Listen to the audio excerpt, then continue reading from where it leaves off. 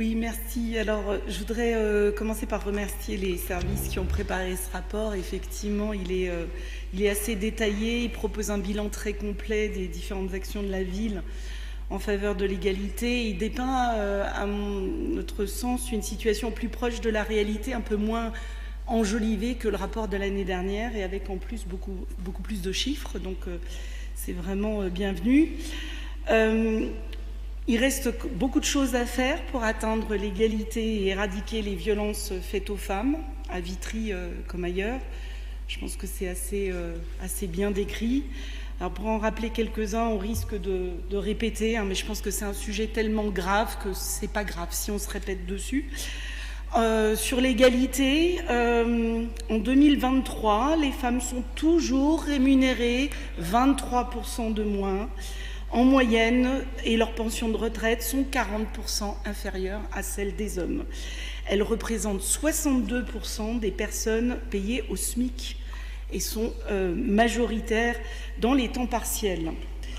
Sur le travail domestique, les femmes effectuent entre 70 et 80% des tâches domestiques. C'est dur à évaluer parce que voilà, c'est pas forcément suivi très précisément, des tâches domestiques et d'éducation, et ce chiffre reste inchangé depuis plus de 20 ans.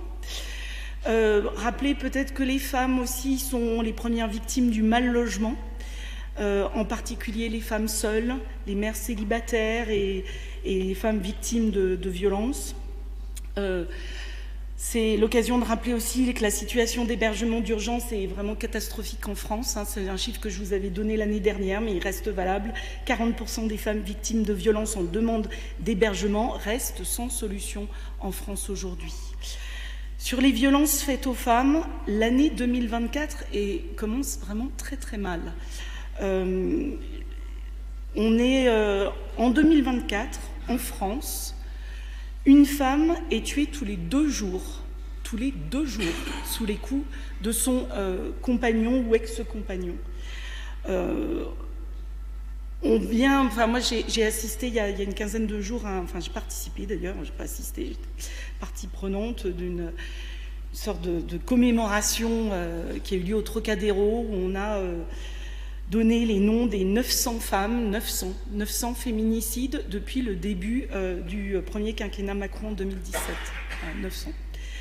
Il y a un viol toutes les 7 minutes. Enfin, ces chiffres-là, je pense que vous les connaissez, mais les violences sont assez terribles. Et effectivement, il y a une accentuation en 2024 qu'on ne sait pas vraiment expliquer depuis le début de l'année. Ça s'est accéléré. Alors, ça devait être la grande cause du quinquennat, mais faute de moyens financiers, de réelle volonté politique, en fait, il faut dire ce qui est, l'État est incapable aujourd'hui, de protéger les femmes qui sont victimes de violences. En termes de moyens, les associations féministes réclament 2,6 milliards de budget. C'est un budget nécessaire pour venir en aide aux victimes et les mettre à l'abri, mais surtout former correctement les personnels qui les accueillent, que ce soit la police, la justice, la santé. Et le dernier plan d'austérité, je pense qu'on peut l'appeler comme ça, ce que nous a annoncé Bruno Le Maire avec ses 10 milliards de réduction de budget, dans lequel il y a 7 millions d'euros sur la ligne budgétaire égalité entre les hommes et les femmes. Alors 7 millions, vous allez me dire, c'est peut-être pas beaucoup, mais quand il nous en manque 2,6 milliards, si ça compte. Et puis le soutien, je crois que je suis arrivée un tout petit peu en retard, mais je crois que Maëva l'a mentionné, le soutien sans phare de Macron à Depardieu en dit long sur le mépris de nos gouvernants à l'égard des victimes. Et voilà, et on ajoute à ça le terme de réarmement démographique qui, moi, me glace. Voilà. J'ai fait le tour pour le contexte, je pense que voilà, vous connaissez tout ça, mais je pense que c'est important de le rappeler et de rappeler ce contexte parce que ça rend d'autant plus importante l'action municipale pour l'égalité et lutter contre les violences sexistes et sexuelles au niveau de la ville. Donc pour en venir sur le rapport, je pense que dans les points positifs, il y a effectivement toutes les actions de sensibilisation que fait la ville dans différents domaines, dans les écoles, en vue dirigée vers différents publics, les journées du 8 mars et du 25 novembre. Le projet de création de la Maison des femmes, qui était une idée, il y a 3 ans, du groupe Vitry en mieux, que nous vous avions proposé, et nous réjouissons que vous la mettiez, en tout cas qu'elle soit bien avancée, que vous la mettiez en œuvre. L'information sur les associations, l'année dernière, on avait regretté de ne pas avoir plus d'informations sur les associations qui accompagnent la ville dans la mise en œuvre de ces politiques, donc ça c'est une très bonne chose. Et puis les quelques exemples sur des situations réelles, je trouve que c'est vraiment utile de donner des exemples précis de situations réelles de vitriotes qui ont été confrontés à ces problèmes et les solutions qu'on a pu leur apporter. Et puis le dispositif d'hébergement relais, que je ne crois pas avoir vu l'année dernière et qui est vraiment une chose utile.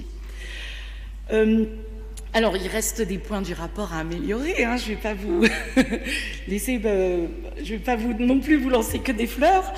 Il nous manque toujours un plan pluriannuel d'investissement sur ces sujets, mais ça va revenir, je crois, sur d'autres sujets.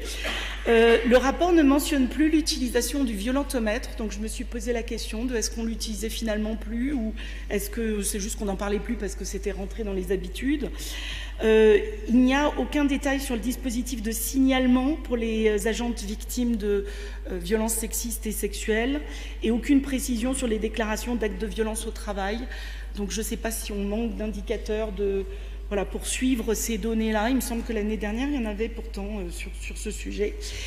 Et sur la politique municipale en faveur de l'égalité pour l'ensemble des habitants, il me semble qu'il y a rien sur les actions pour lutter contre le mal-logement. Alors, il y a des choses sur le logement relais, mais il n'y a rien sur les actions de fond pour lutter contre le mal-logement des femmes et notamment des mères isolées, et rien sur le fonctionnement du dispositif d'accueil des femmes victimes de violences à la mairie.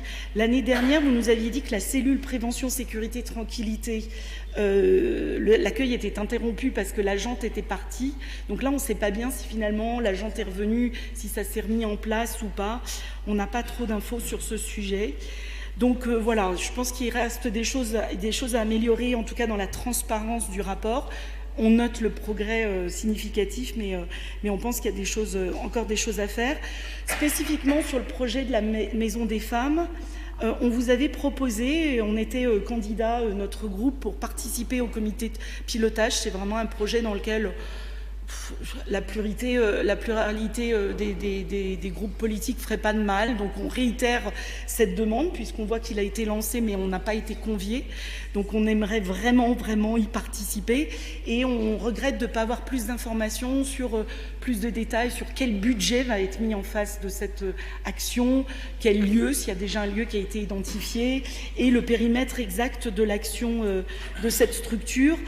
Moi, je regrette qu'il n'y ait rien dans le rapport sur le terme IVG, avortement, n'est mentionné nulle part. Aujourd'hui, c'est même si c'est... Alors, on peut se féliciter, là, je vérifiais avant d'arriver. Effectivement, ça y est, on peut se féliciter que malgré les réticences du vieux mâle blanc qui préside le Sénat, se soit quand même passé, et que voilà, ça va être inscrit dans la Constitution.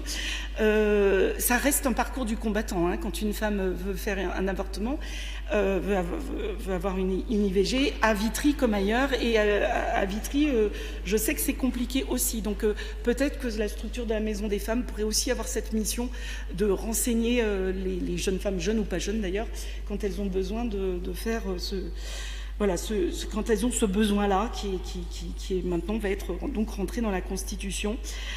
Et puis peut-être dernier point, si on veut élargir au-delà de l'égalité homme-femme, et pour améliorer donc l'inclusivité des politiques publiques, il y a sans doute un travail spécifique à faire en direction des personnes LGBTQIA+.